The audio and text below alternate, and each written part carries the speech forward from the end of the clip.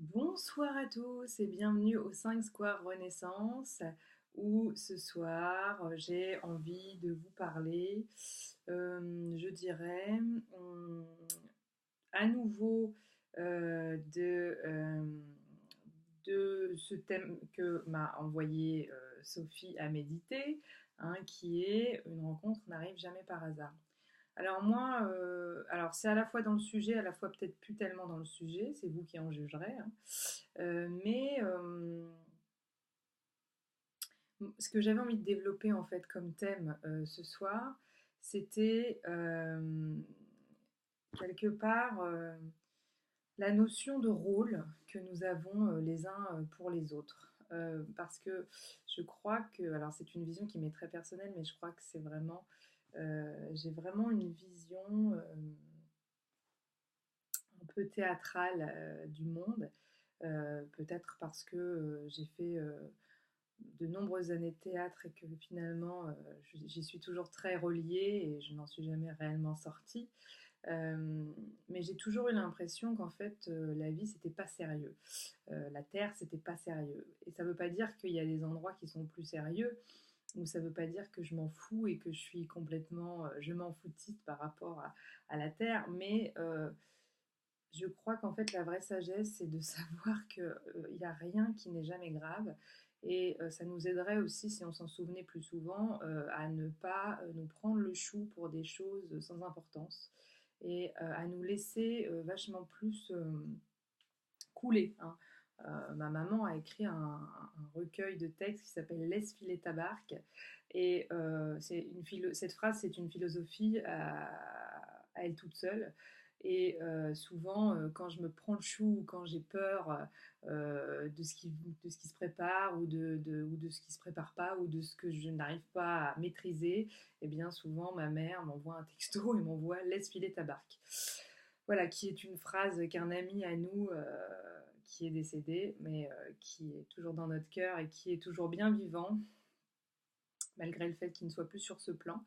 Et c'est une phrase que cet ami-là, qui s'appelait Pierre, euh, eh bien, avait repris de ma mère, de ce titre de livre, de recueil.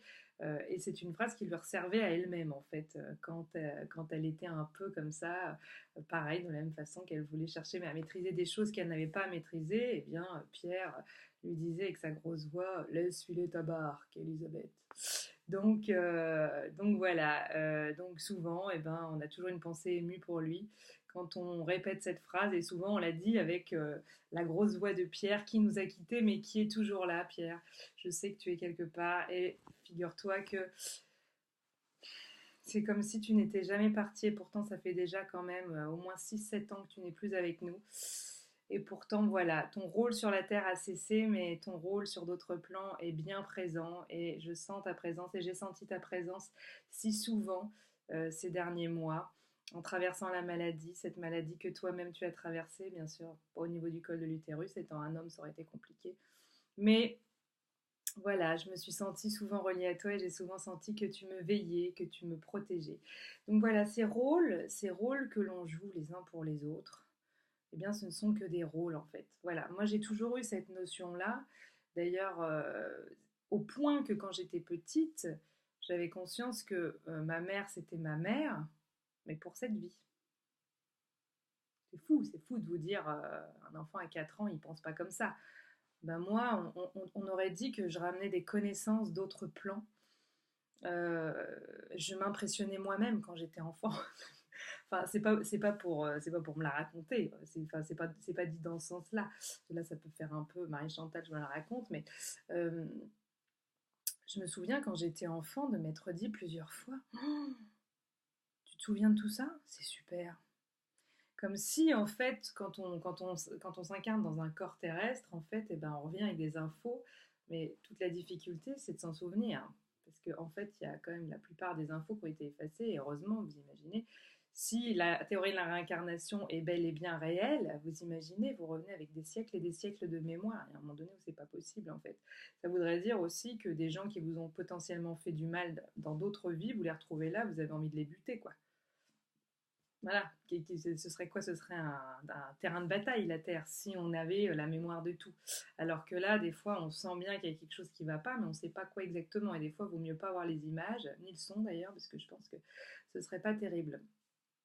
Donc voilà, on a des rôles à jouer les uns pour les autres, et c'est pour ça que ces rencontres ne se font pas par hasard. Donc quand j'étais petite, je vous dis, euh, ma mère, je sentais que c'était ma mère pour cette vie. J'étais très heureuse de l'avoir choisie, de la retrouver. Je sentais que c'est vraiment quelqu'un que j'avais choisi, c'était quelqu'un que j'aimais profondément. Et souvent, quand je parle de ma mère, alors mes amis pourront témoigner, souvent je me trompe et souvent je dis ma sœur. Alors vous dites, c'est quand même incroyable. Je dis rarement, je me trompe souvent en fait. Et par contre, quand je parle de ma sœur, je dis souvent ma mère. Et c'est pareil. C'est vrai que ma sœur, pourtant, elle a 8 ans d'écart avec moi et c'est moi qui suis l'aînée, mais elle a quelque chose de très maternant vis-à-vis de moi. Et quand je pète un peu les plombs, parce que ça m'arrive avec mon tempérament espagnol, alors quand je pète les plombs, je veux dire par là, quand je quand je dévisse la baraque et que je fracasse tous les murs. Non, c'est pas pas dans ce sens-là. C'est pas tellement mon genre. Mais plutôt quand j'ai les nerfs un peu fragiles, quoi. C'est-à-dire que, par exemple, je suis le genre de fille qui peut s'énerver quand elle fait une valise, quoi. Hein, vous voyez. Et donc, qui râle ou qui râle des fois dans la drôlerie. Hein, des fois, j'en rajoute un peu des caisses, me connaissant en fait. Hein, vaut mieux en rire. Mais ma sœur arrive toujours là comme ça en mode chut, attends, tranquille, attends, on va faire ça ensemble, ou pousse-toi 2 minutes. Bon, de quoi t'as besoin, je m'en occupe. Voilà, ma sœur, elle a ce truc un peu maternant avec moi en fait. Hein. Donc c'est drôle que je l'appelle, que je dise ma mère. Souvent, alors que je veux dire 8 ans d'écart, on voit bien qu'elle est la petite sœur, que je suis la grande sœur. À nos âges, ça se voit encore relativement. Après, en vieillissant, ça se voit peut-être un peu moins, mais bon, là, on voit bien qu'elle a 25 ans et que j'en ai 33, hein, par exemple.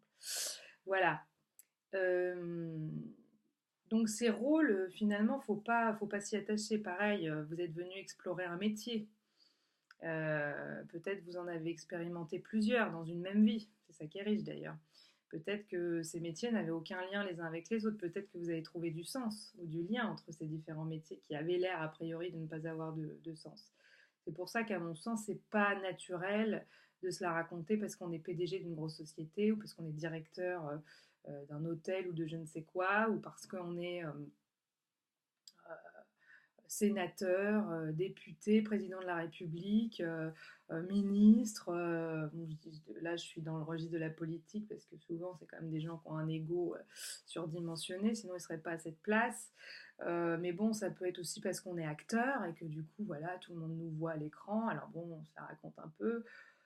Voilà, il y a mille raisons de se la raconter, à vrai dire, mais c'est un rôle. C'est un rôle, c'est comme au théâtre. Un jour, tu joues un valet, et puis le lendemain, tu joues un roi, et puis le jour d'après, tu joueras un éclopé, et puis le jour d'après, tu joueras Don Juan, et puis voilà. Et puis, ce sont des rôles. Moi, c'est ce que j'adorais quand je faisais du théâtre. Et je me disais, oh, mon Dieu, je vais explorer l'espace d'1 heure, alors sur scène, mais en réalité, quand vous jouez un rôle, l'espace d'1 heure, bah, vous l'avez étudié pendant des mois. On est bien d'accord. Donc moi, j'étais ce genre de femme. Si j'avais été actrice ou comédienne à temps plein, je suis le genre de femme qui serait allée, pour jouer le rôle d'une nonne, par exemple, qui serait allée s'enfermer dans un couvent pendant 8 mois pour savoir ce que ça faisait de l'intérieur et pour jouer le rôle au plus près, en fait, du personnage. Voilà, moi, c'est un truc, ça, j'adore, c'est faire des expériences, c'est me dire, ok, qu'est-ce que ça fait d'être une meurtrière, ok. Si tu avais tué quelqu'un, ce serait quoi ta psychologie? Alors bien sûr, bah, je ne peux pas comprendre toutes les psychologies de toutes les meurtrières, mais j'essaye de rentrer dans la peau de cette meurtrière-là, par exemple. Ou bien, qu'est-ce que ça fait d'être une danseuse étoile à qui il est arrivé un accident de voiture et qui ne peut plus danser, qui ne pourra plus jamais danser? Qu'est-ce que ça fait d'être en prison? Qu'est-ce que ça fait d'être bah, d'être une femme politique d'envergure? Qu'est-ce que ça fait d'être Angela Merkel, par exemple? Vous voyez? Bon, ça, c'est des trucs, moi, ça me fascine. Mais ce sont des rôles. J'ai conscience que là, moi, je joue un rôle aujourd'hui. Enfin, je joue un rôle. Non, je suis complètement moi-même là, à ce moment-là, mais je veux dire, c'est un rôle. J'ai le rôle de messager dans cette vie. Et puis dans une autre vie, j'en aurai peut-être un autre. même si je pense qu'on a toujours plus ou moins le même genre de rôle, mais par contre, ce qui change, c'est la façon de jouer avec ces rôles peut-être. Voilà, donc je crois aussi qu'il ne faut pas prendre trop au sérieux les rôles que l'on joue les uns vis-à-vis des autres. C'est-à-dire que dans cette vie, vous êtes peut-être amoureux, si vous êtes une femme, d'un homme, ou d'une femme d'ailleurs, qui dans une autre vie a eu encore un autre rôle vis-à-vis de vous et qui aura un autre rôle dans une autre vie. Bon là, je pars sur la théorie des vies antérieures, hein, ou des vies après de la métampsychose finalement. En métampsychose, c'est la même chose que les vies antérieures, c'est la réincarnation. Hein. Mais je trouve que c'est beau comme mot, métampsycho, et il y a quelque chose de, vous voyez, ça fait un peu chrysalide, papillon qui sort de sa chrysalide, comme ça, c'est mystérieux, c'est mystique. Voilà, et donc du coup, pour moi, on ne peut pas s'attacher. Alors bien sûr, on sait qu'on est lié à certaines âmes, bien sûr. Mais finalement, même si dans cette vie, il y a une âme qui est un genre d'âme sœur pour vous, qui est par exemple votre partenaire, votre compagnon ou votre compagne de vie, eh bien dans une autre vie, peut-être ce sera votre fils, hein, ou peut-être ce sera votre mère ou votre père, ou peut-être ce sera un ami proche, vous voyez. Et donc, quelque part, on s'aperçoit on ne peut s'attacher à rien, en fait. Voilà. Il y a rien auquel on puisse s'attacher. Je crois qu'on doit jouer avec tout. Alors, jouer, c'est pas au sens s'en moquer de tout et être dans la manipulation, tirer les ficelles, jouer au théâtre de Guignol.